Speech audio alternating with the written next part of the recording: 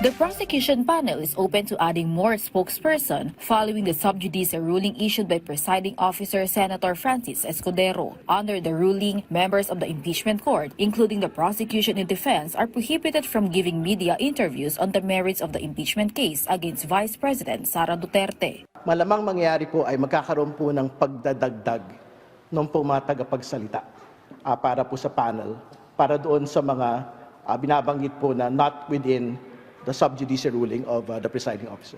Pinag-uusapan pa rin sa prosecution team, no, kung ano yung mga hakbang na gagawin tungkol dito sa bagong ruling ng presiding officer. At wala pa namang final. No?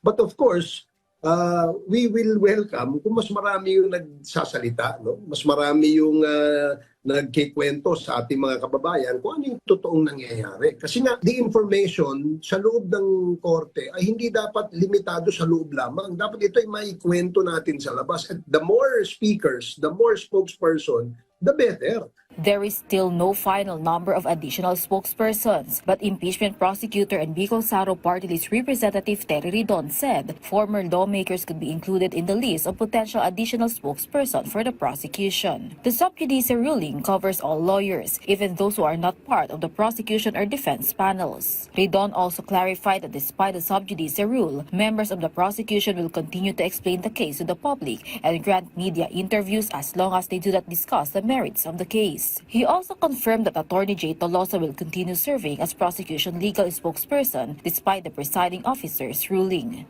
Tuloy pa rin naman ho si Attorney Jay Tolosa, no, doon sa kanya pong gampanin bilang legal spokesperson.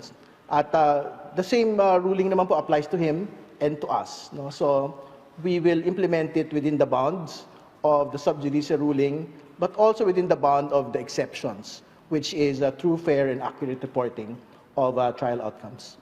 Meanwhile, impeachment advisor and spokesperson Robert Ace Barber said the House prosecution panel is not afraid should it become necessary to call former Office of the Vice President Security Officer Raymond Dade La Chica to testify. According to Barbers, while La Chica is included in the prosecution's witness list, they have yet to see the need to call him to testify in the impeachment trial.